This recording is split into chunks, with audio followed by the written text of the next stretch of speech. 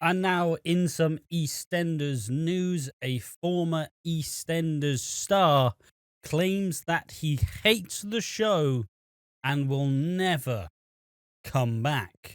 Now, that may be a bit of clickbait, but still, there's been another article that's probably setting the world alight, as Danny Dyer, who did play Mick Carter, has once again lambasted the show that saved his career.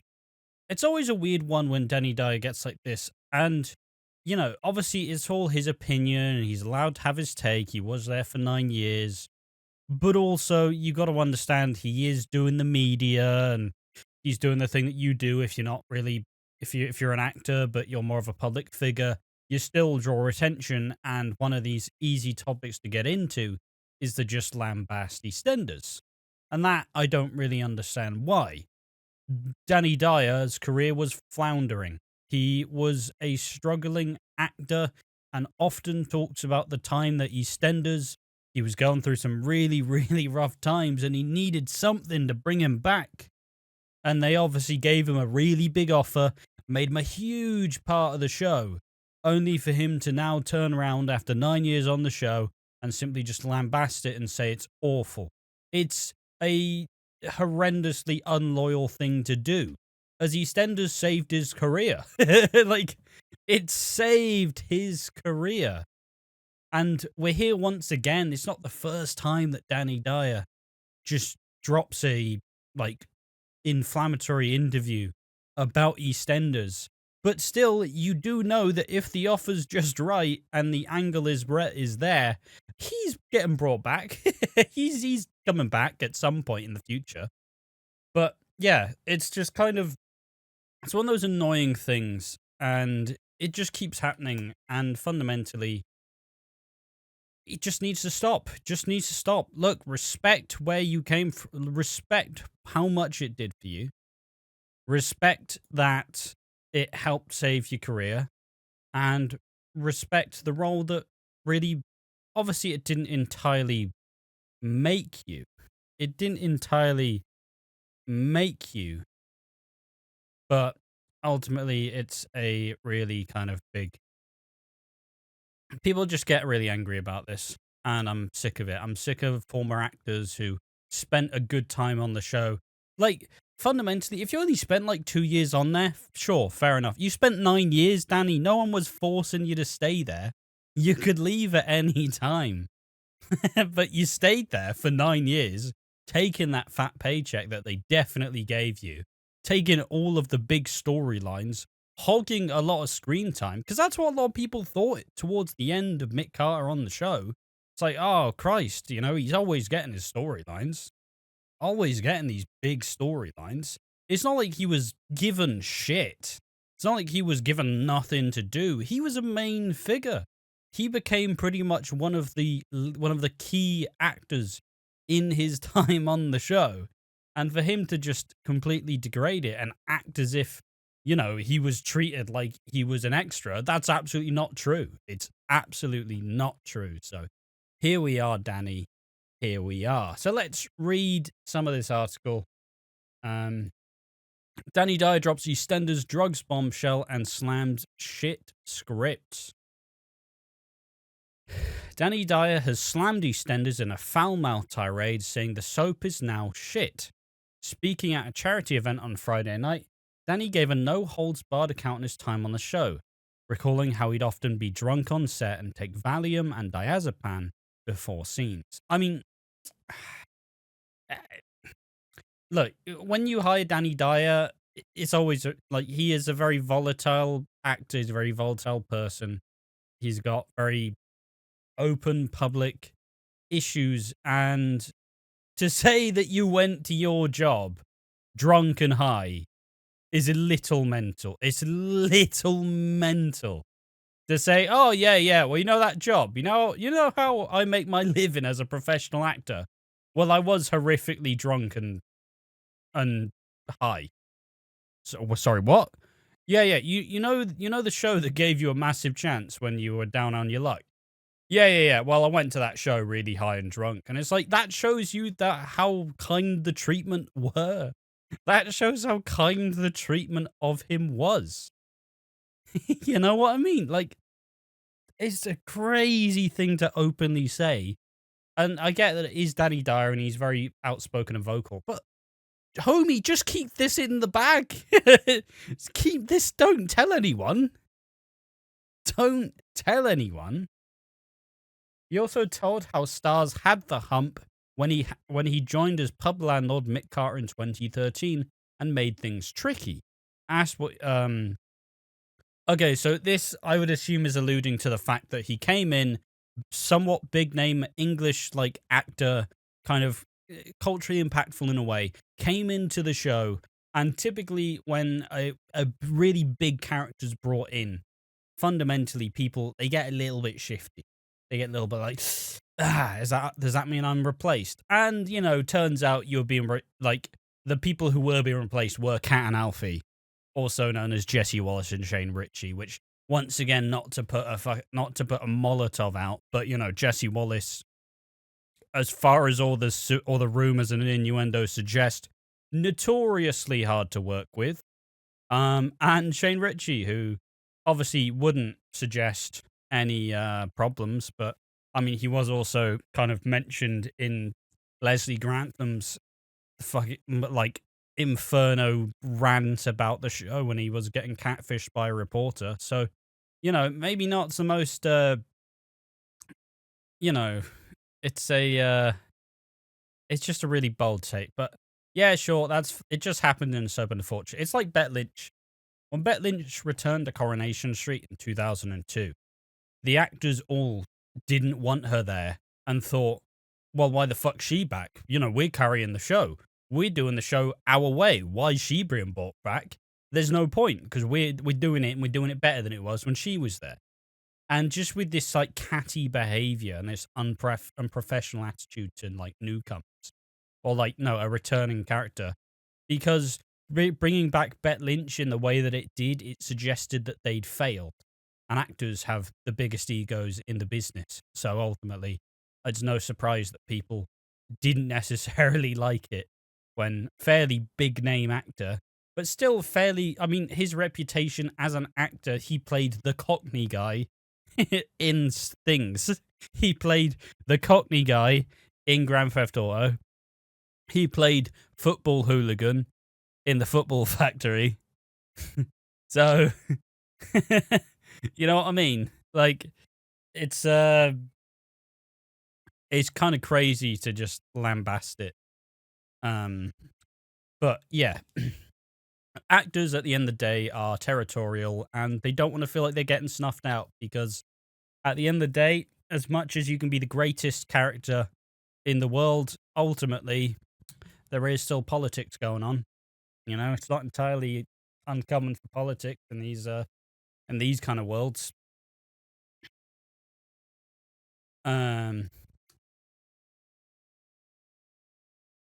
Asked what he thought of BBC show since he left, he said shit now though, ain't it? Shrugs. Serves them right. What serves them right? What serves them right, Danny? What serves them right? You quit. You quit the show. They didn't fire you. They didn't treat you so apart. Well, I suppose they did make some questionable character decisions for Mick. But you left. You made the choice to leave. Don't act like you're scorned. You decide to leave the show simply because they split up Mick and Linda, which admittedly was the wrong decision at the time. And yeah, but suddenly he leaves and now it's shit. I guarantee you he's not. I doubt he even watched a full episode of EastEnders when he was on the show, never mind since. So, you know, let's not act as if he actually knows what he's talking about. He clearly shows that he doesn't.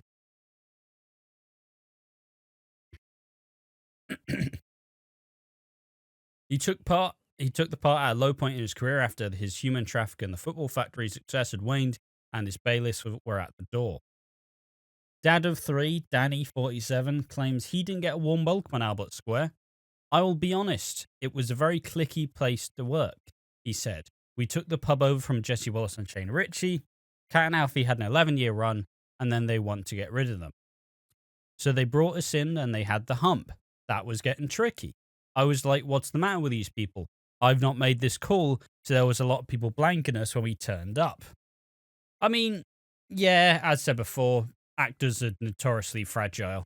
And, even this interview proves it as such as well. Um, and it's just, yeah. Obviously it's not his fault, and you can understand why they'd be a bit territorial. But like, even then, so towards the end, I mean, towards the end, it was fairly heavily implied that he was something of a problem. This is all unsubstantiated rumors, but like, since they changed the producers and since they got rid of some of the people who were there, suddenly Steve McFadden is actually hanging out with the cast and is actually doing more. Suddenly, like a lot of these characters who were there but now not there anymore, suddenly the attitude's a little bit raised and people are a little bit more happier behind the scenes. So, you know what I mean? Whilst he looked back fondly on the first 3 years of working on the show, he said it went downhill from there. I really cherished those first 3 years, he recalled.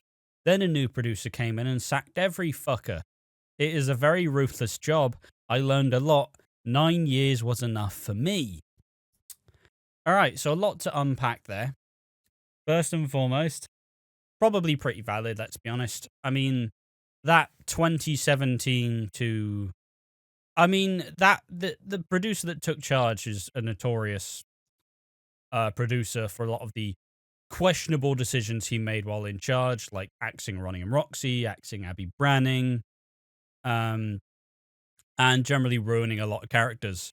So, and also at this time, most of the Carters did leave as well. So, like, even though Mick, Linda, Shirley had this big family around them, ultimately, most of them fucked off. And it wasn't necessarily their problem, but they just been mismanaged to the nines. So ultimately, he's probably quite valid in this. Probably quite valid in this critique. But still, it's just, it's not like they didn't give him the big storylines either. Like, if they gave half of the storylines they gave to Mick Carter, honestly, the rest of the family would be on the way to being iconic. But yeah, the new producer did sack a lot of people, and it really did reshape the show, and they hadn't really built up the firepower as such. They hadn't really built up that star power to actually continue it beyond that point, because a lot of the characters they were building up and were huge stars on the show, ultimately, they were fired or killed or made to never be seen again. So, yeah, it's, yeah. He says, though, 9 years, it is a very ruthless job. I learned a lot. 9 years was enough for me. Now, let's just fully take this at face value. 9 years was enough for me suggests that he's had his fill and he's never coming back. And if this is how he talks about the show, this is how he talks about his time on the show, good riddance. Because ultimately, if you didn't respect the show, you didn't appreciate what the show did for you, you truly are taking it for granted, and perhaps you didn't deserve to be there in the first place. It might be a bit bold, but ultimately, he doesn't actually respect the show that, as he's kind of talked about, he was in a really bad point in his career. The roles were drying up, and, he really took a lot of time to rebuild his image, and only now, what, like 20, 25 years into his career, is he finally breaking through once again. It's a hard life being an actor, but ultimately, it genuinely revitalized this man's career and made him a somewhat safe pair of hands. He is a talented actor with the right material and the right chemistry, and ultimately, he couldn't be in your project. Look, he's doing the BBC, the family-friendly BBC soap EastEnders. So, yeah, it's kind of crazy to say that, but still, mark your calendars. Danny Dyer's never coming back. Just know that, even though Mick isn't dead technically, Danny Dyer said, that's enough for me, never coming back. So, we'll see if that actually comes to anything, because ultimately he will be back at some point in the future. If the roles dry up, he will. You know? Like, I simply refuse to believe that he will just opt to never come back. The character's too large and the money will be too good. Talking at the Paul Strank Charitable Trust event in Wimbledon, South London, where he donated thousands of pounds of his own money, Danny opened up about the emotional rollercoaster he struggled with the lack of downtime from draining scenes, saying there wasn't enough duty of care. In a film, you properly cry and go to a dark place, he said. You have time to recover, but on soap, you ain't. On a soap, it fucks a lot of people's heads up. I tell you, most people in soap are off their nut. You meet them on the street and they're fucking lunatics. I'm telling you. If someone dies in your family, they won't even let you go to a fucking funeral because it's such a machine there wasn't much duty of care there. I mean, obviously this one's hard to go against because ultimately there's a lot of inner workings of the show that we don't necessarily get. And I can only point to this recent era where a lot of cast did get a lot of very, like, kind of extended time off for, like, troubling circumstances. But ultimately, a soap is a soap, and they do, like, 16, 17-hour days without any real sense of break. So, yeah, it's kind of crazy. It's kind of crazy to suggest this. Well, no, it's not kind of crazy. It honestly, it would fit the bill. It's hard to dispute this without any, like, further inside knowledge. So, yeah, that's tragic. You can understand why he would want to leave if this was the environment he felt he was in. But now he's going to go and say some different things that suggest that maybe he took the, like, care for granted as such. So he would go on to say,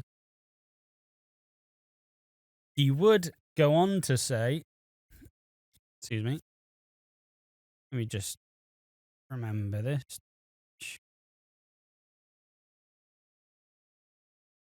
All right, there we are. Anyway, all right, he would go on to say, a spokesperson for the show last night rebuked the claim. In the statement, they said, "We would never discuss an individual's private matters, however, we do not recognize these claims.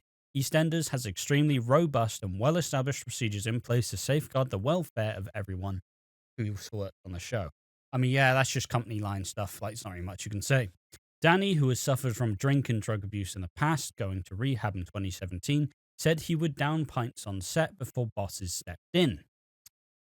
"When I first arrived, the pints were real," he recalled. "I was slipping and sliding around having a few lagers and they found out. They started to put TCP in the fucking beer." Yeah, I mean, look, once again, it's not really something you proudly put out there at the end of the day. But even if you say this and you say there was no duty of care, and if they intentionally prevent you from abusing alcohol at work, which is obviously unprofessional in the first place, like, it's kind of a crazy thing to suggest that there was no duty of care if they saw you doing this and decided it had to be changed, and it had to be changed for everyone. Don't know about that one. I was off my nut for a lot of that job, I've got to say. I was on a lot of Valium and diazepam. That is why. Still got that fucking job done somehow. And that's just stuff for this. And he does finally say he concedes he has EastEnders to thank for it. I was a snobby fucker going, I will never go in EastEnders looking down at my nose at it. He said, "It saved my fucking career. I'd be fucked without it." There we are. So at least he is reconciling with the fact and acknowledging the fact that EastEnders was a huge part of his career and has definitely helped him proceed to do more. So yeah, at least he has respected that it did fully give him the boost and the amount of press and amount of attention that kept him present in everybody's minds while still having him be there, like readily available for whenever he would lay. So, yeah, no, fair enough. But yeah, at least he respects it enough to thank it for saving his career. If only he showed some of that with the rest of the interview. Describing Rivals as the most lucrative job of his career, he revealed how his daughter's appearance, Danny on Love Island, gave an unexpected boost to his pay packet. My wages tripled when my daughter won Love Island, he thought. Honestly, I was father of the fucking year, and I've done fuck all. And I thought, what a touch. And there we are. That is that interview. A bit of like a very kind of, sorry, man, I got hay fever. My nose really doing me in. A really bold interview here, and a really kind of wild thing to pit against you saying, I do thank it for my career, but fuck me, it's shit now, and it was shit back then, and it's really shit, and it was awful to be in. But I did stay for 9 years and got given the biggest opportunities and the biggest amount of attention, and they did look after me, but fuck those people. It's a crazy assertion to put out there. Honestly, it's absolutely ridiculous. But hey, everyone's allowed their opinion. You know what I mean? Some people don't want to be a career soap actor. And unlike Danny Dyer here, maybe he wants to do more. And he has moved on to do more. And he has moved on to do bigger and better. But also, it's kind of crazy to take this stance on a place that completely rebuilt your tarnished career. So, if Danny Dyer once again says 9 years was enough for me, you should never come back. If this is how he thinks about the show that greatly helped his career and managed to prop himself back up, which gave himself enough time to kind of polish off and, you know, find who he was and like what roles he could do. So, yeah. So there we are, Danny Dyer. We appreciate you for your 9 years of service, but we don't want you back. Simply saying, I don't understand why these actors, I mean, I do understand why. It's part of the media machine, right? You want attention, you sell a paper to the stories, they give you a couple grand, and then boom, easy news, let's go. But still, you've got to not, you can't keep throwing these stones. It's ridiculous. Like, as said before, this was a massive boon for Danny Dyer's struggling career. And despite him happily staying for 9 years and it rebuilding everything, he's still taken all the time to degrade it completely. So if you don't appreciate the opportunity, hopefully it goes to people who actually do. That's my piece on that. I know this one was a bit more of a combative approach, but, you know, and look, he's entitled to his own opinion. It's part of the media machine. A lot of former soap actors like to shit on the show when it's not as good or they're not in it anymore, but that's simply just coming from a really jaded place. So, ultimately, how trustworthy of a narrator are they in their own story? Who knows? But yeah, what do you think about it? What do you think about when soap actors absolutely shit on what made them successful? Obviously not saying that's the case with Danny Dyer. He was obviously doing a lot more other projects as well. But still, it was what really allowed him to grow as a TV actor and grow in a man who is actually, you know, hireable. So, yeah, there you go. What do you think? Tell us in the comment section down below. I've been Ash from Watching Walford.